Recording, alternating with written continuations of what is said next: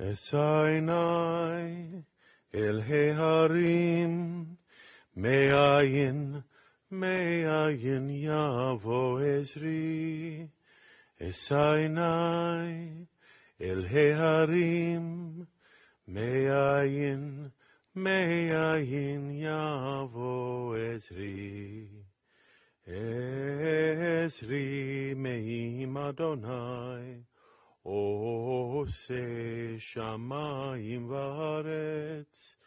Ezri me'im Adonai, Ose shamayim v'aretz.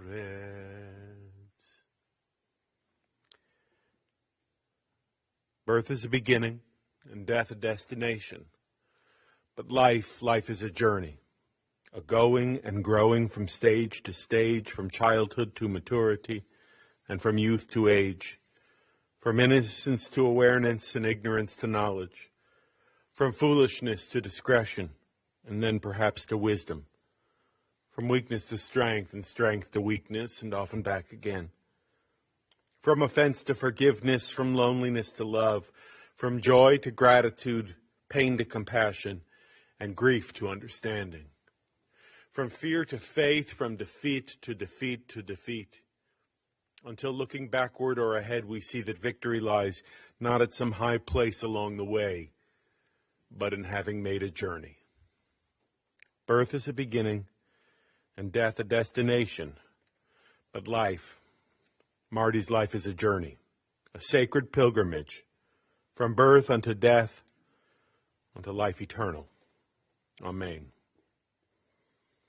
El Harachaman, O sweet God, you've taken from us a beloved friend.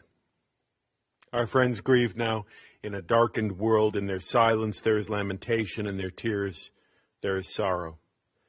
Be with us, God, hear us, and help us draw comfort now from loved ones in communities of meaning and shared purpose. Marty's life that united us in life, death cannot sever that.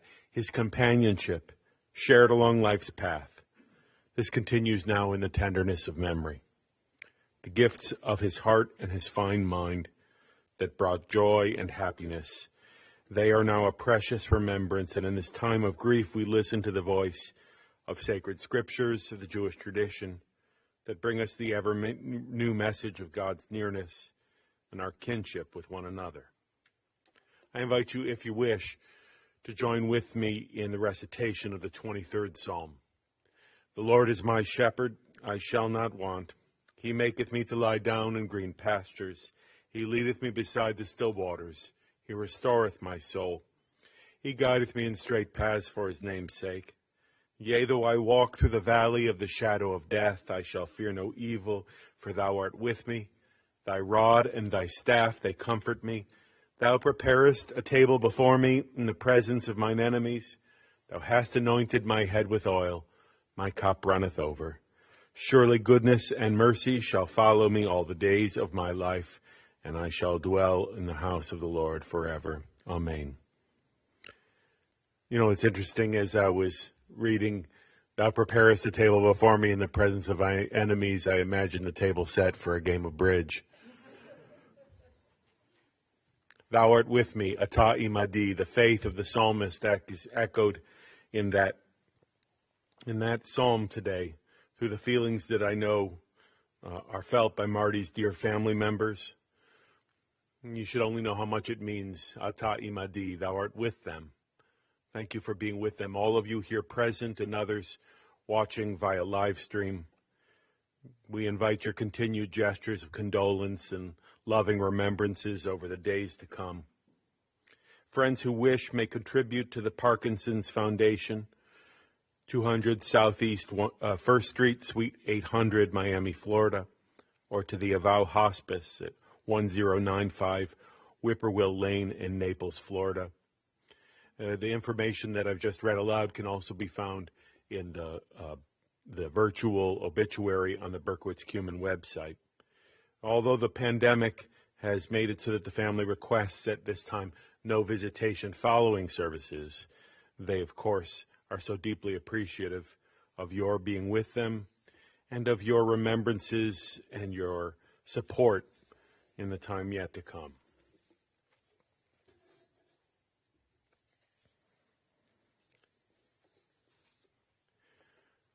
For those for whom I have not met, my name is Robert Nosenchuk. I am Senior Rabbi at Anshe Chesed Fairmount Temple. Dear friends, on this mournful day, we're in that part of the year where the snow in Cleveland doesn't last more than a couple of days. And we've come here to return Marty A.Baff to the side of his beloved Shar. And last week's snow cover that was there on Sunday at Mayfield Cemetery has since melted, and by next week it'll be back. New snowflakes to shelter the ground there. In his book, Honey in the Rock, my colleague Rabbi Lawrence Kushner describes one Sabbath evening when he took a walk through newly fallen snow. He writes, "I had the universe to myself on that walk and the unequal joy of making the only footprints in an afternoon snow. I'd turn back and walk backwards to watch the tracks I had created. Then later I walked along the same path, but things had changed and the wind had blown it over. But it was as if the footprints remained, not easy to the eye, but certainly to the perception."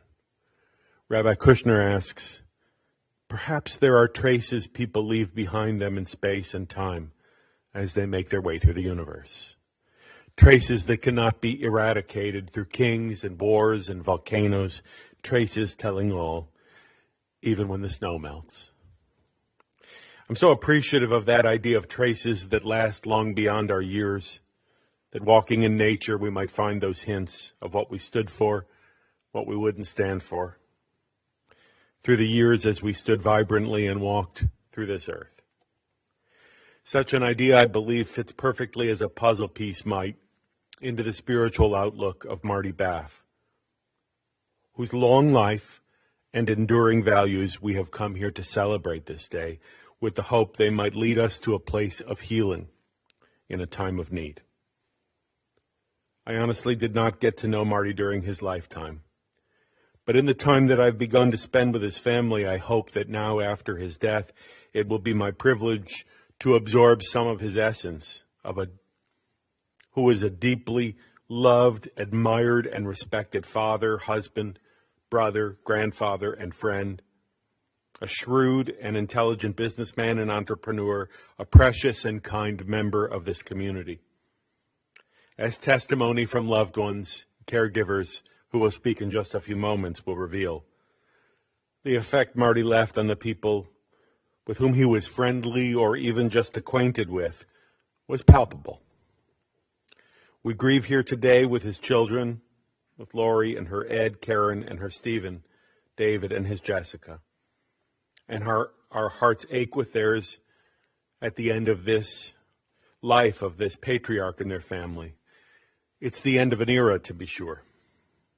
It is primarily they who've helped draw for me the traces that Marty's life and principles leave behind. We extend love and sense of hope today to Marty and Shar's grandchildren, Bella and Ian A.Baff, of whom he was exceptionally proud and admired with every fiber left of his energy. With love today as well, we recall Marty's dear relationship with his beloved older sister, Beverly, and her Bernard. Alav HaShalom, may they each rest in peace. And we gratefully acknowledge the grief held today by their children and Marty's nieces, Bonnie and her David, Betsy and her Michael. Marty was born in late May of 1927 on Long Island in Rockaway Beach, New York, the younger of the two children of Irving and Hattie.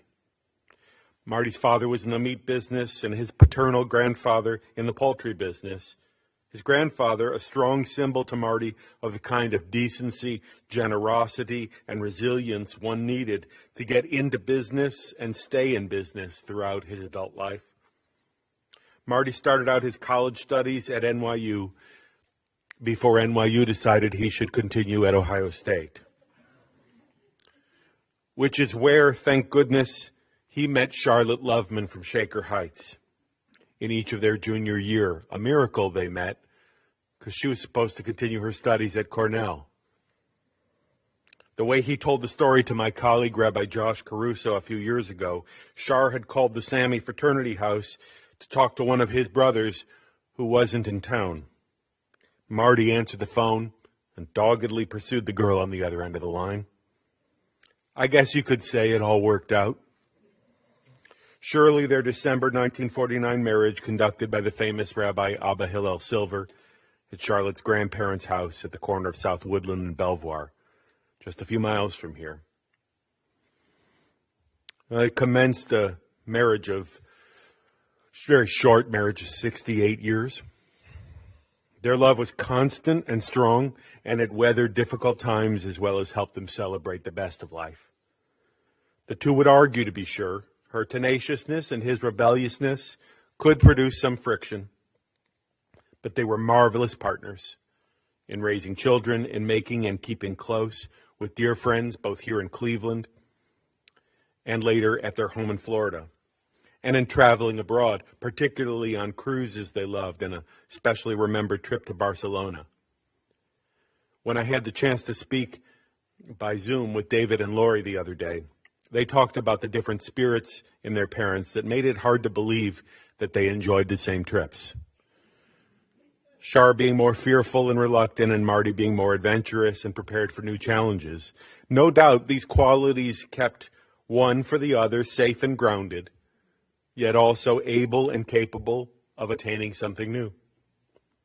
Early in their marriage, Marty founded the Martin Metal Company with another partner, eerily named Martin, but who ultimately bowed out, and the work of running this plumbing supply business and selling the various fixtures and parts made for his and Shar's family a very good living.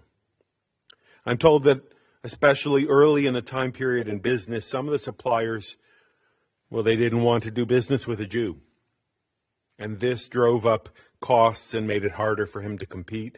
Marty stayed both true to his purpose and zeal for his success, and he stored up enough righteous indignation to issue a lawsuit against those suppliers, which itself might have risked more anti-Semitic backlash. To be sure, Marty was proud to be Jewish. He and Charlotte felt it was important to raise their children with Judaism, Jewish holidays, and values. But it seemed to me that it was Jewishness in the convictions of his heart that would have supplied him what he would need when he'd meet up against those who would hate upon Jews in his business life.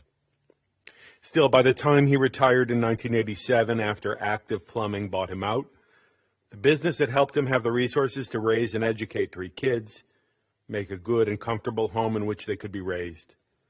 All 3 kids saw their parents' love and continued their commitment to Ohio State, where they had met, and where they'd travel annually on rented bicycles through Columbus. Their parents loved each of them to play bridge, and they were excellent players at what Marty called the perfect game. Lori told me with a giggle about a time at a New York City bus stop near Columbia when she was chatting with a stranger, and when she revealed to that random person her last name was A.Baff, the immediate question wasn't, what kind of name is A.Baff, but rather, are you Marty's daughter? Due to his actual internationally renowned fame in bridge for what would later become over 5 decades. Marty achieved the extremely high rank of Platinum Life Master under the American Contract Bridge League and was ranked among the top 25 bridge players in North America for several decades. No small feat. Lori says that neither Marty nor Charlotte could believe that not one of their 3 kids were remotely interested in bridge. As David explains, after a game in which he might have played occasionally, and much to her chagrin, without Shar at his side, Marty could, with savant-like talent, reimagine and then explain every card he held through the entire game, and everyone held by those competing against him. David said his dad in so many ways could be defined by his bridge game. He had a strong intellect, a sound memory until the frailties of Parkinson's and other weaknesses challenged him in these recent years.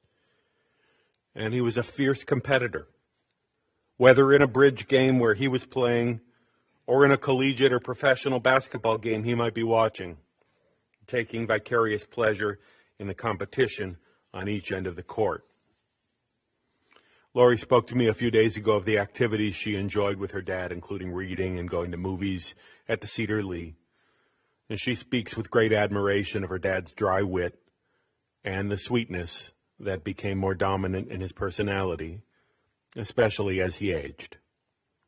David and Jessica saw that sweetness take on new dimensions as well in the various visits that Bella and Ian would make to their Grandpa Marty and Grandma Char's place in Naples or here in Cleveland.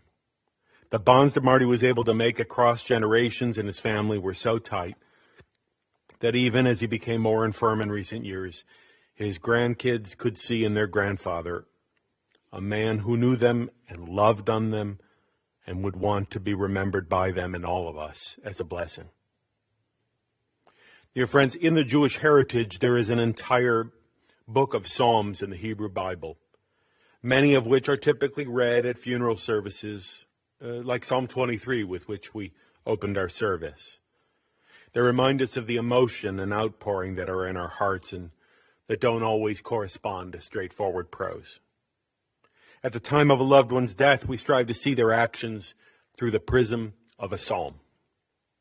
And due to the person and life story that we've come here to tell today, the one that came to mind to me this morning was Psalm 90, which says that a good life is 80 years and 10. Only a small portion live 80 years, or in Marty's case, many more. But even then, in a long life, many years include trouble and sorrow. They pass by speedily, and we are in darkness. And so the psalmist bids us to count each day, to count each moment precious, that we acquire a heart of wisdom. A heart of wisdom. No truer or more poignant psalm or symbol could be shared today than that inspiring verse for Marty's family, friends, and admirers, some present here in this chapel, others watching over the live stream, and others awaiting him in a great bridge game in the hereafter. The ultimacy expressed in the verse in Psalm 90 about acquiring a heart of wisdom. These are made all the more poignant by the death of Marty A.Baff coming at this time of continued isolation and social distance due to the precautions we're all taking to keep one another safe. Surely Marty's life and determination to count precious moments are of consolation. May they keep us safe as well. Since he was just a kid, he made efforts, though not perfect efforts. He made efforts with perfect intention to live with urgency, humility, and integrity. He lived that way, and now he has died, but his life leaves traces in the world. Traces that we do not bury, nor do they melt when the snow that'll come this week and that will thaw again soon. We are heirs to what Marty valued most. Long after this winter and next spring and the subsequent seasons, we will remain here, holding on to Marty's contentment in the portion life granted him, the length of his years on this earth, the beloved people alongside whom he traversed his life's path. Yehi Zichram Baruch, may his memory be forever a blessing. Amen. At this time, I'm going to call on Lori and David and Karen to each share some words in remembrance of their dad.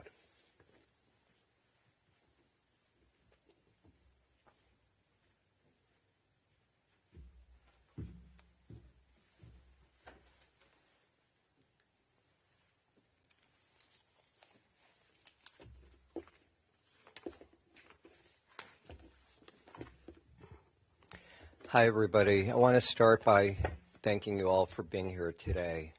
A number of you have known my dad over the years, going well back to his Cleveland days. Some of you have only met my father a couple of times over the years, and I know that some of you here have never met my father, but the family is very appreciative that everybody is here, and I know that my dad would be honored that each one of you is here, so thank you. My dad lived to be 94 and a half years old, and while the last couple of years, or really several years of his life, were very challenging for him, he lived a full life.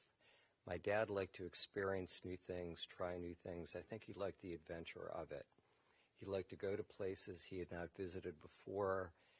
He liked to watch movies on topics that he wasn't familiar with. He liked to try new restaurants. Anything new and interesting was an adventure to him. When I would come to Florida or even Cleveland to visit him in the old days, he often had at least one new adventure planned for me or for my family, depending who was coming. If it was just me alone, if I was coming with one of my children, Bella or Ian, or if I was coming with my full family, including Jessica, my dad would have something planned. We went to a Seminole Indian reservation in South Florida. We went to a swamp sanctuary in Naples. We did so many things and had so much fun. When I think about my dad and his life, I really think of him in sort of three colors. There was my dad as the successful small businessman starting off after college. There was my dad as the accomplished bridge player. But more than really any of that, there was my dad as the sweet, loving family man, father, grandfather, and certainly husband. So I'll go through each of those three, and I'll start with business.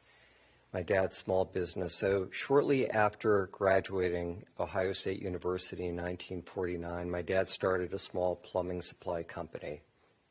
He started it, as the rabbi said, with another gentleman who was a friend of his, a business partner, who was also named Martin. So with a lot of creativity, the Martin Metal Company was born at 19206 Miles Avenue in the Warrensville Heights section of Cleveland.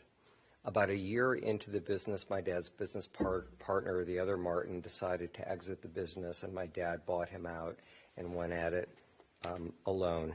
I think one of my dad's proudest moments in business was when he sold some plumbing supplies to the Ridgefield Coliseum that was being built and which opened in 1974, where the Cleveland Cavaliers played, replacing their previous home, which was the old Cleveland Arena on Euclid Avenue. My dad was also a fighter. As the rabbi said, my dad sued 7 local and national firms who were boycotting the Martin Metal Company. Essentially, they would not sell him product. And the reason he wouldn't is, as the rabbi said, he was Jewish, and they wanted to put him out of business. So armed with a lawyer, a local Jewish lawyer who is, by all accounts, best known for having yellow mustard stains on all of his ties, my dad took on these companies and he won. He beat the bigger companies, he beat the more expensive lawyers, and he stayed in business, and he thrived. Starting after the mid-1980s, my dad started thinking about retiring, getting out of the business and spending more time with his family, and certainly playing more bridge. So in 1987, as the rabbi said, somebody, the owner of Active Plumbing, which is a much larger plumbing supply company, they had about 10 locations. They approached my dad about buying his company, his business, and making another location where he was. This was perfect news for my father, but knowing my father, I'm sure he said, no, absolutely not. I'm not going to sell, to try to build up additional leverage with his disinterest. But in 1987, he did sell the assets of the Martin Metal Company to Active Plumbing and retired. And my dad's timing was impeccable. The Lowe's and the Home Depot were greatly expanding across the country and certainly expanding into Cleveland, and they certainly would have put my dad out of business. As a matter of fact, a little bit over a year after my dad sold the business, the owner of Active Plumbing came back to my dad and asked if he was interested in buying back his business. I always imagined my dad calling back and taking that call from some bridge tournament that he was only able to play at because he was in fact retired. So my dad's answer was a resounding no.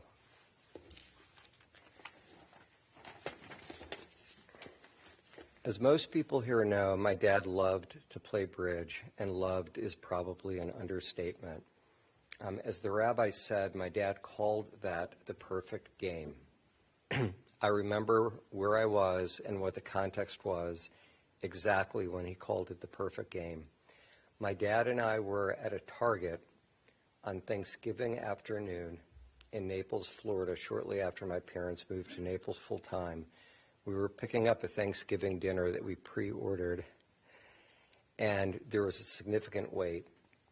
In all my years, I had never asked my dad, was thoughtful enough to ask my dad, why do you love bridge so much? And we started talking about hobbies. And I asked my dad just that question. Why do you love bridge so much?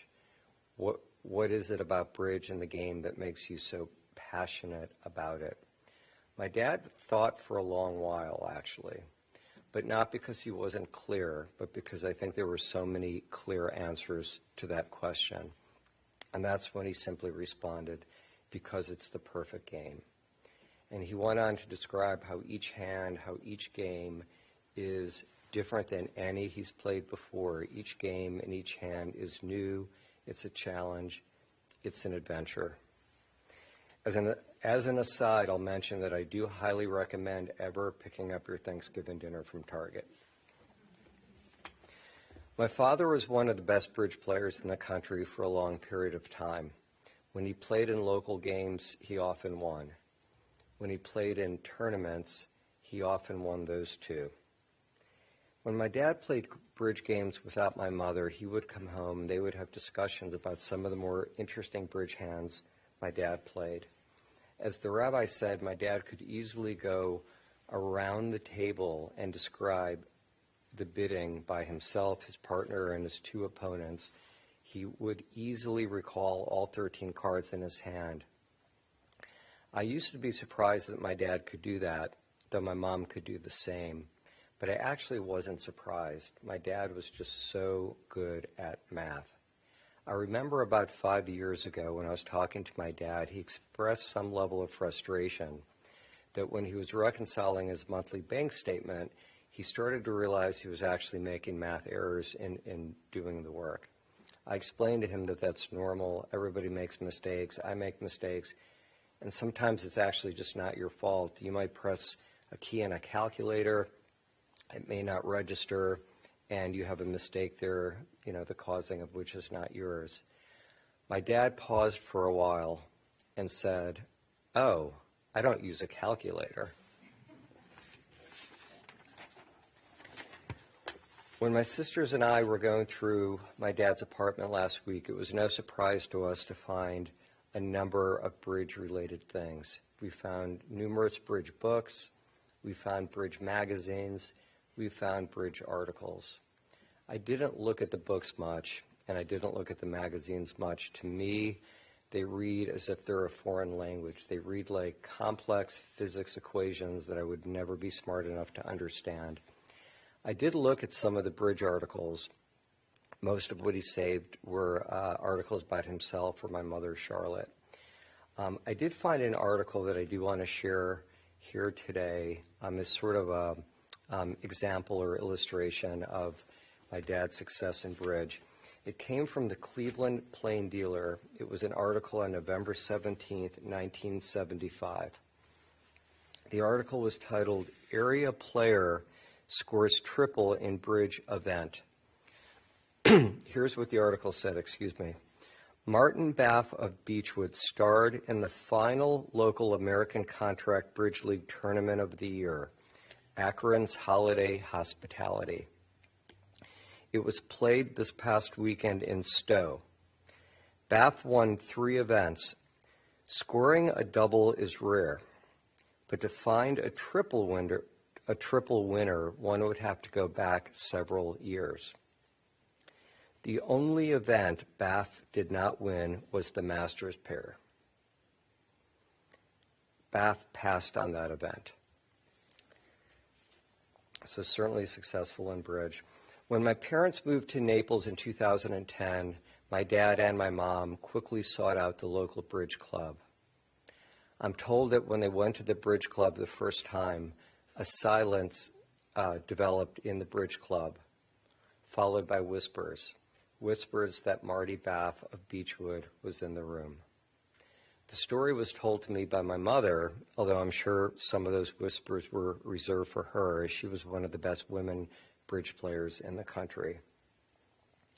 A couple of years ago, after my dad stopped playing bridge, he tried to make a comeback. With the assistance of Junior, my dad's extraordinary caregiver and best friend over the last 4.5 years, my dad made his way back into the bridge club. When he went inside and people saw him, a standing ovation followed. The next day I talked to my father and I told him that I'd heard he received a standing ovation from entering the club, and he simply said something like, "Yeah, I did," but I could certainly tell in those couple of words how proud he was. More than anything, when I think of my father, I think of a wonderful, caring family man, a great father to Lori and Karen and me, a wonderful and fun grandfather to Bella and to Ian.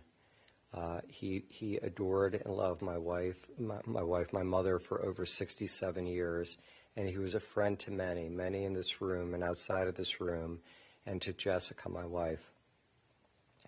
I have a lot of wonderful memories of my father, both great times we shared and great advice he gave me, and I thought I would just share a couple of those with you, because a lot of who I am is really because of my father. I'll start with basketball. My dad loved basketball. He loved NBA basketball. He loved collegiate basketball. In the early 70s, my dad bought a partial season ticket plan to the Cavaliers games, and he had it for a couple of years. And as I got older, he started taking me to some of the games. Some of the best memories I have in my life are going to those games and the long drive and the anticipation of all of the fun to come being at the games. He and I were lucky enough to see a number of the playoff games in the 1975-76 season, which is referred to as the Miracle of Richfield. Anyone who knows me knows I love basketball. I love NBA basketball, so my dad certainly passed that down to me. And then my dad and I passed that down to my daughter, Bella, who probably knows more about NBA basketball than I do. As a matter of fact, when Bella was a junior and senior at college, she was the sports editor of the Tulane Hullabaloo, and at every opportunity she wrote about NBA basketball. My dad also loved newspapers. We might have been the only home on the street that subscribed to both the Cleveland Plain Dealer that was delivered in the morning and the old Cleveland Press, if you remember that was delivered in the afternoon. My dad and I would often fight to get to the sports section first.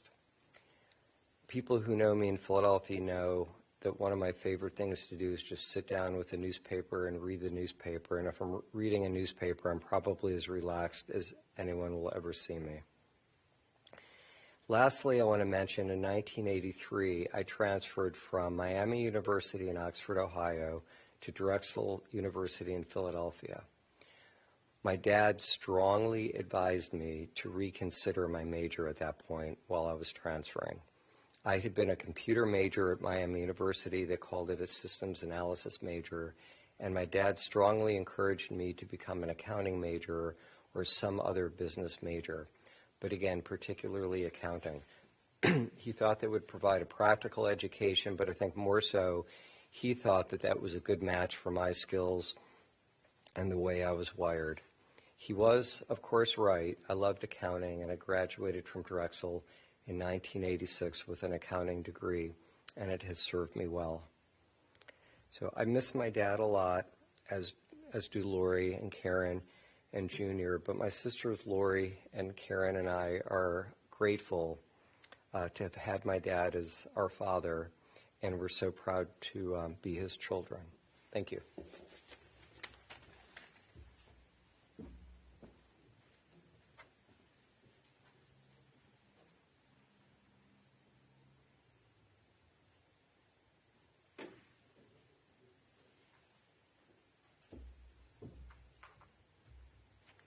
I'm Karen. I just want to say I love my dad very much, and I'm going to miss him.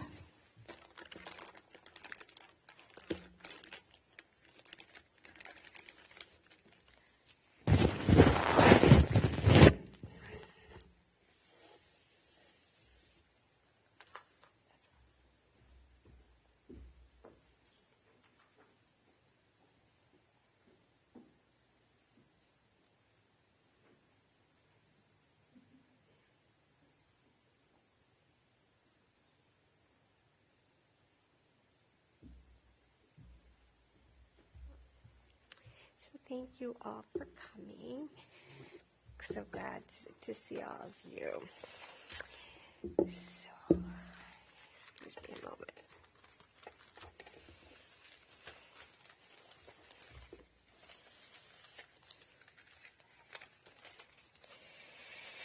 My dad taught me many things.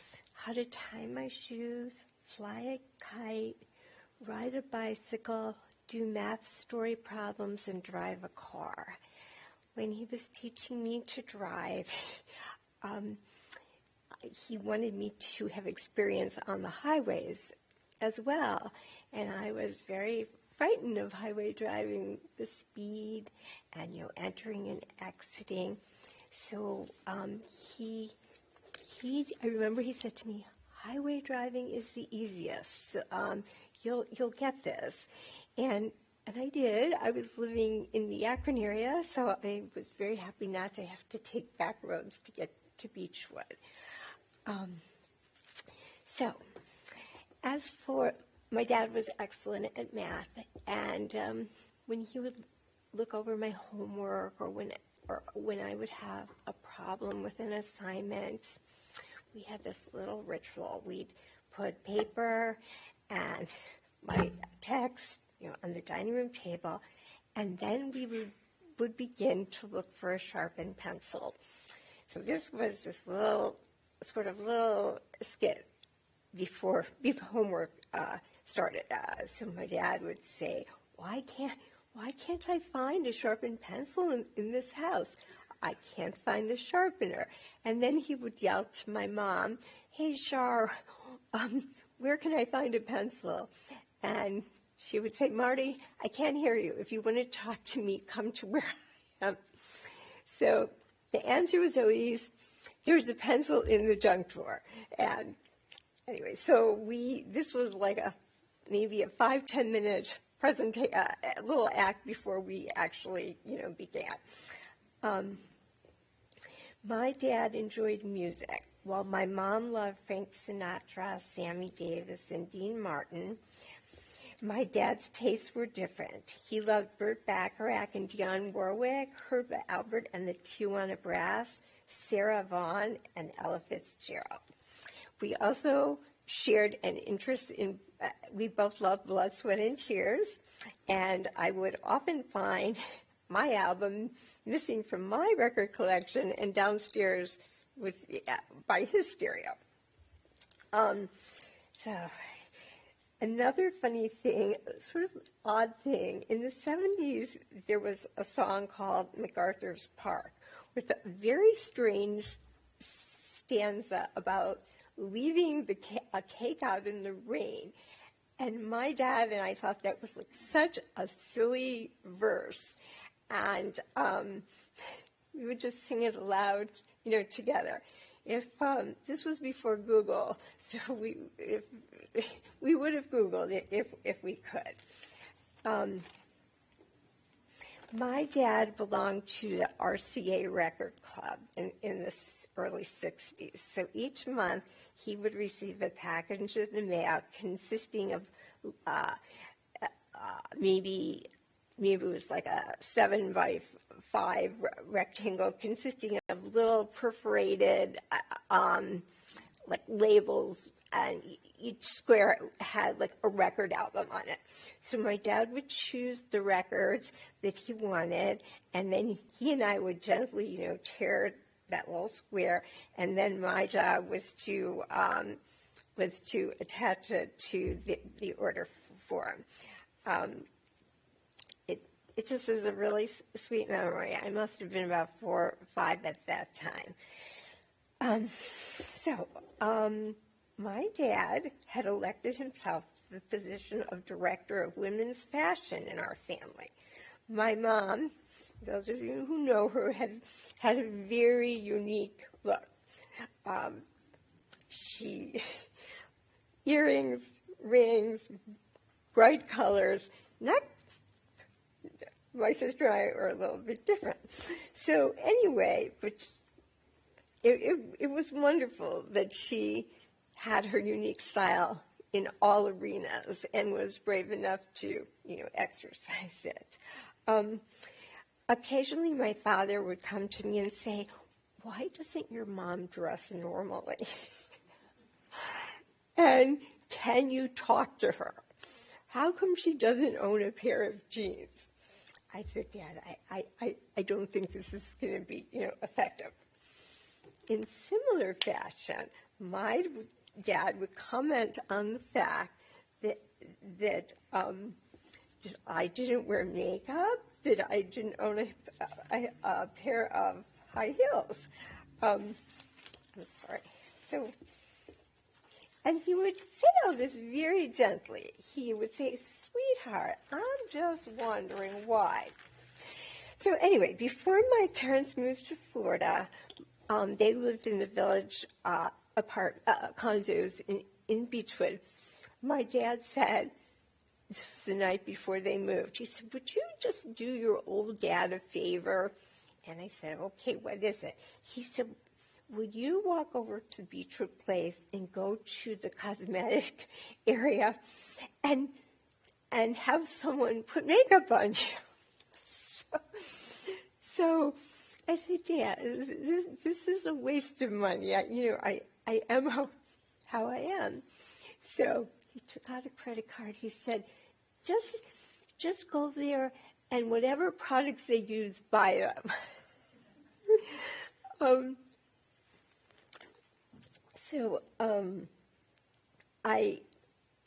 I'm sorry.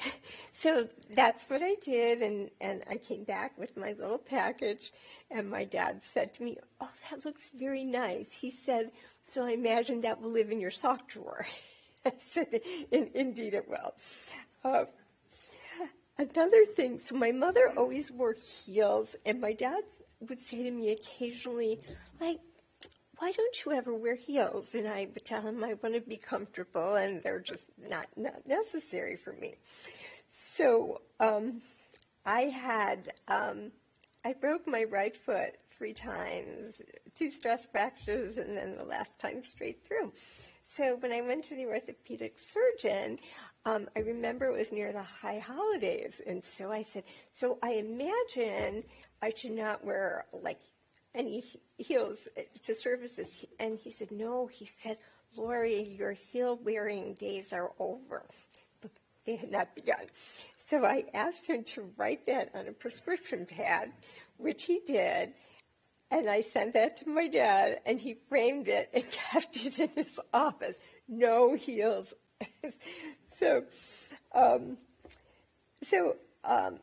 Another thing that sort of, I think my dad was trying to make me, thought I was not marriageable, so I had heels and makeup, but he approached me very gently about this. So just another story is, so one night we were eating at the Hong Kong restaurant, and my mom and my dad and me, and so I think I was probably in my early 20s, and I had broken my nose 3 different times, and I had no desire to change it. It was, what it was. So my dad said to me, "Sweetheart, men can be kind of shallow and not look at inner beauty. What do you think about having your nose repaired after?" So I said, "Dad, I would never be interested in someone who would have an issue with my nose." Long story short, 2 months later, I took him up on the offer and had that huge bump removed. So, but it was all said with such sweetness and tenderness. So during childhood, I remember trips to the Ohio State Fair, and after the fair, we would go to the Ohio State campus, and my dad and mom would recount their courtship. Like, this is where we rode bicycles, and this restaurant was not there at this time. There was a restaurant called Tomaine Tommy's where your mom and I, like to have burgers. My mom and dad's first date, my dad was a, New York City kid. they went horseback riding in Columbus. And my dad's not very comfortable, and he got off of his horse for a little break, and the horse ran back to the barn. So that was, yeah. So we enjoyed in the summer going to amusement parks and to the zoo, and as soon as we, paid for our tickets, of course there was a souvenir shop, right, or several of them, very close. And my dad would say to us, "We are not getting souvenirs until after the visit." So anyway, and that also reminds me of a later visit to the zoo. We went to a zoo, I believe it was in Fort Myers. My dad and my mom and I had a friend with me, a friend from Akron. And my dad, I remember him feeding lettuce leaves to the giraffes. And I knew, and he looked just so tender, and he was just sort of in awe of them. And I knew even then that gentleness, that I would remember, that moment. I'm very proud of my dad for his bridge accomplishments. He also has a national tournament in his name, named in honor of him.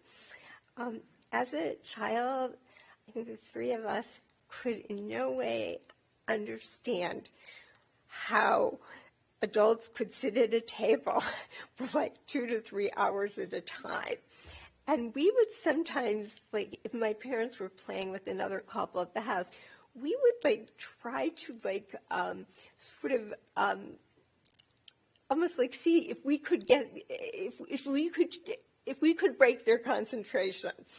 So, we'd go around the table and such, and they were just so steadfast in their concentration and in the game. And I think my dad was kind of disappointed that none of us had an interest in bridge. So speaking of bridge and his accomplishments, sometimes when you're a young person, you think your parents are just so uncool, and you walk 3 steps behind them or 3 steps ahead of them, sort of like a version when my mother would take me to school when I missed the bus, where I'd say, "Don't kiss me in front of the kids." So as the rabbi said, so when I was a student at Barnard, and one evening, it was a Saturday late at night, and I had the Sunday Times, and I was waiting for a bus, to go back to my apartment, and this very handsome young man asked me if he could have the sports section. And being sort of sassy and 20 years old, I asked him, "Well, why would you assume?" And let's get in the sports section. Why would you assume that I won't be reading it? And he said to me, "I wasn't assuming, I was merely asking." So he introduced himself. I introduced myself, and since when I introduced myself, most people hear Bass, B-A-S-S. When he repeated the name, I said, "No, not Bass." He said, "I'm not saying Bass. I'm saying Baff. Are you Marty's daughter?" And I was like, "Oh my goodness, my father is intelligent, and how cool is that?" So as soon as I got home, I related this, called my parents in Cleveland and related this story to them. My dad said, "Not such a fuddy-duddy old guy, huh?" So that was just like a sweet moment. Okay, where's page 4?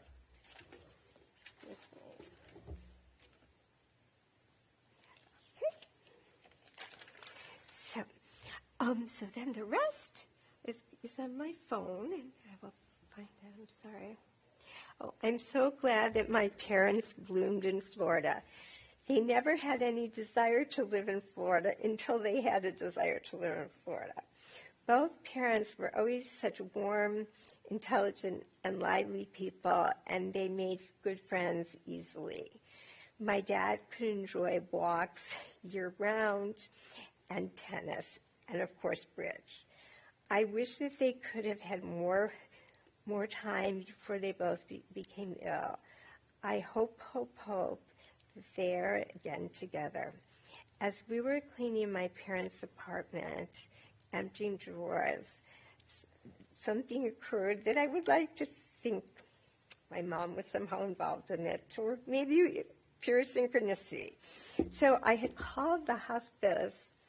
I had called the resale store associated with the hospice where my dad spent his last days, and I asked if they were interested, in the furniture and such. So they asked me to take pictures, and then they called me back, and they said yes, they were basically interested in almost everything. The thing is, they couldn't come out for several more days, and we were sort of needing to get back home. So I saw I saw in the corner of a drawer a little folded pink piece of paper, and it was a receipt from a resale store also affiliated with a hospital where my mom had made a donation of furniture many years ago. So I called them up, and I just hope possibly my mom was involved in this, and they took absolutely everything with the exception of an office desk. They took tchotchkes, which there were plenty of, which my dad didn't enjoy, but my mother did. They took all the furniture, pots and pans. It just flowed, so smoothly. So among my dad's possessions, a possession that was not given to the resale store, I found my dad's little black book with the names and addresses of young ladies he knew in New York and in Ohio during his college years. So I quickly went to the L page to see if one Charlotte Loveman, his yet unknown bride-to-be, if there was an entry for her. And indeed, there was. And for those of you who knew my mom, this is so Charlotte-esque. It was in her own handwriting. And it took, I'd say, half the page. And it left little room for other L entries there. Another thing I loved doing with my dad was attending high holiday services when I was young. My dad loved to hear Rabbi Lelyveld, and we had this little ritual where we would go out to dinner first. We'd go to, it was called Lefton's then, and Jack's now, and we both would have turkey sandwiches. So, so it is very bewildering, sad, and strange that neither of our parents are with us now, and our hope is that they are reunited and at peace. I realize, and I think my brother commented on this too, that now if we want to know something about a relative or an event in our childhood, we don't have our parents to go to ask them about it. Our mom and dad were the keepers of our history, and now we are the keepers of their stories and their love, always and forever. Thank you.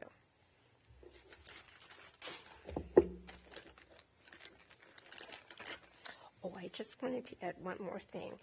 So, my mother, a big concern of hers was that we should never be underdressed for Cleveland winters. Like, we had a hat, snowsuit, So I know if my mother were here now, she would say, Marty, Did you have to die when it was 33 degrees out when the children have to stand at the grave? So I just know that, yeah. So thank you.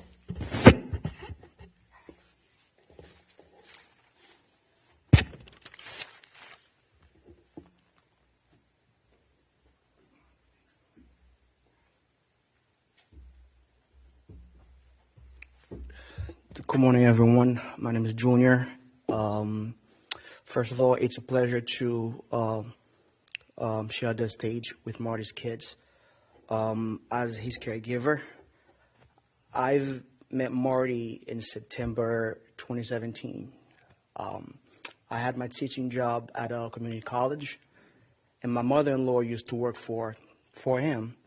And she called me and said, "Would you like to work for me?" I said, "No, I don't want to do that.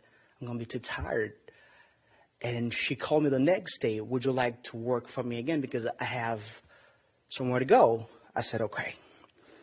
And the moment his wife just passed away 2 or 3 months. The moment I walked in, I looked at Marty and he said, "Oh, wow, my name is Marty. How's your name?" I said, "I'm Junior." And then as we talked that night, I realized that we like the same thing. He likes the Cavs. I'm not a Cavs fan, but I watch Cavs. He likes football. I like football. And the only thing that we like each other, it's the fact that he think LeBron James is better than Michael Jordan. I said, "Marty, I don't know where did you get that from, but Michael Jordan is Michael Jordan." He said, "No, it's LeBron James." We would have some, we weren't on the same page on that. The next day, he wanted to go play bridge. I'm like, "What's that?" He said, "It's the game." I was thinking about the bridge. I said, "Well, what do you mean?" He said, "Yeah." And then I went on Google and I realized, oh, okay. And we went, and I was sitting there for like 4 hours. I said, "Who sits there for 4 hours and play a boring game?" And then on our way back, but he was very famous. He was the best bridge in Southwest Florida, best bridge player in Southwest Florida. Everybody knows him in the bridge community. On our way back, he said, "I'm the Michael Jordan of bridge." I said, "Yes, but I thought you were a caliber." He said, No. Michael Jordan of bridge. I said, "What about LeBron James?" "He's the best." I said, "Okay." Marty changed my life in so many ways. He made a big impact in my life. He was a very organized man. He liked to go out, liked watching movies also. Oh boy. There are two people that Marty always wanted to call every single day. It felt like I knew those people. Well, I've met one of them. He wanted to call Keith every day. And I never met Keith, but he wanted to call Keith and Bridget every single day. I said, "David, Marty he said, let me call Keith. You don't know this guy. I know this." I said, "No, Marty, come on. I cannot do that. He would get mad at me just for that." And, being with Marty 6 days out of 7, it was so dear to me. We got connected. I know this man very, very, very well. So loving, so caring. We call each other honey, sweetie, and also give me good advice about life. And one of us, he told me, he said, "Well, I know you're married." I said, "Yes." He said, in order to stay long in your marriage, whatever your wife said, just said, "Yes, honey." I said, "That's what you did?" He said, "Nope." I said,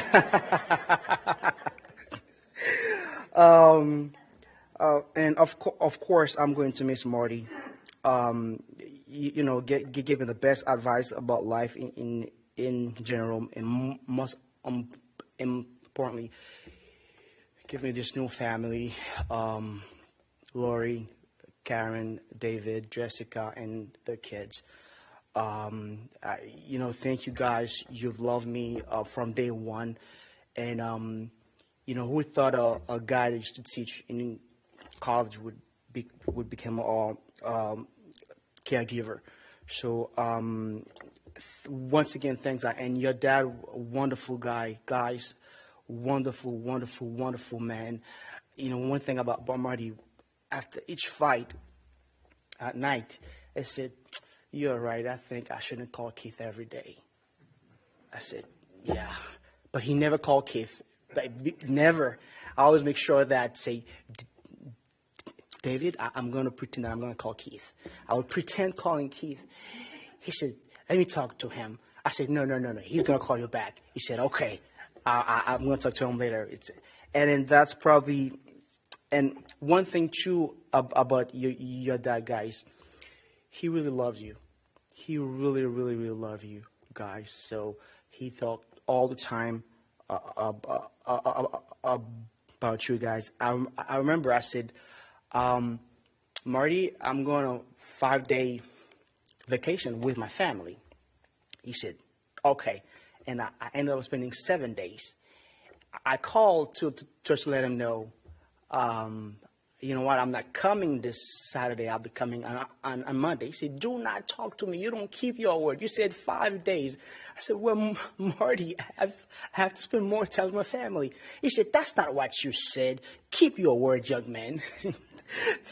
Thank you, guys. And also, it was a tremendous pleasure to work for your dad.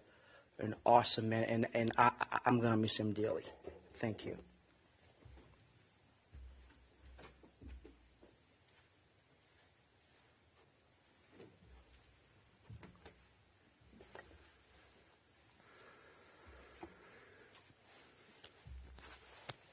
Junior, I know that there's immeasurable gratitude to you for all of the time and attention you provided to Marty. And in Marty and David and Bella's behalf, I'm here to smack talk as well. I wore my lucky Detroit Pistons 3-time world champion socks. And you're all, pretty much Isaiah Thomas in my point of view. I invite you to rise now for the El Malay prayer.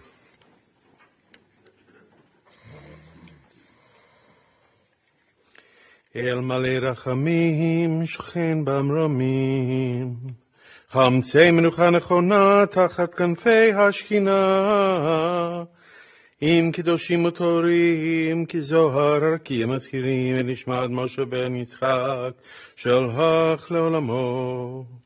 בללחמים יסירהו בסתר כנפיו לעולמים ויצרור בצרור החיים את נשמתו אדוני הוא נחלתו וינוח בשלום על משכבו ונאמר Amen. God, full of compassion, eternal spirit of the universe, grant rest now in your sheltering presence to Marty A.Baff, who has entered eternity. God of mercy, let him find refuge forever in the shadow of your wings. Let his soul be bound up in the bond of everlasting life. God, as his inheritance, may he rest in peace. And let us say, Amen.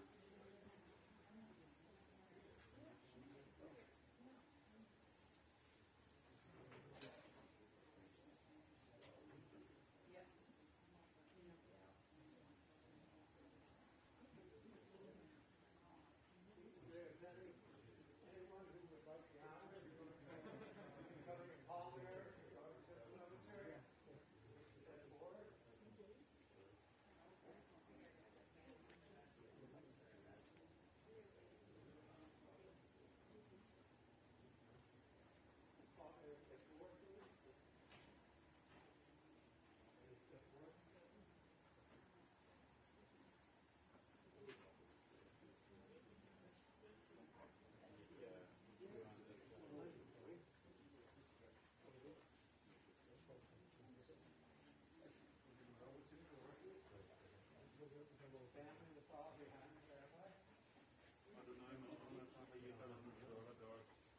been a refuge in every generation before the mountain. You brought forth the earth and the world. And the 1,000 years are you engulf the handle in the world like grass that renews itself. Right here. And dries. The span of our life is 3 and 10, given strength, force, or means. But the best of two trouble is our they pass very speedily in their darkness. For a number of days, that we acquire a heart of wisdom. Right to your car. The interment will be at Mayfield Cemetery. You're going to that service. We ask that you return directly to your car. Put on your headlights and your hazard flash.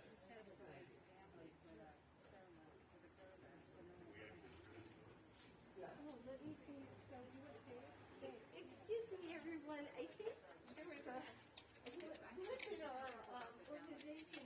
We would love to have people on one here.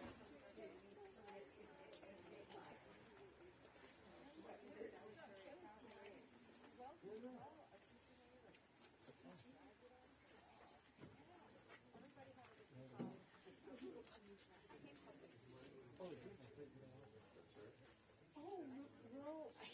So we just told everybody. Oh, okay. I'm sorry. I thought it was a purple light. No, I didn't think you wanted to run into the I'm sorry. Oh, no, everybody. Yeah, okay. Yeah, but you know, it's different then. I don't know. Oh, yeah,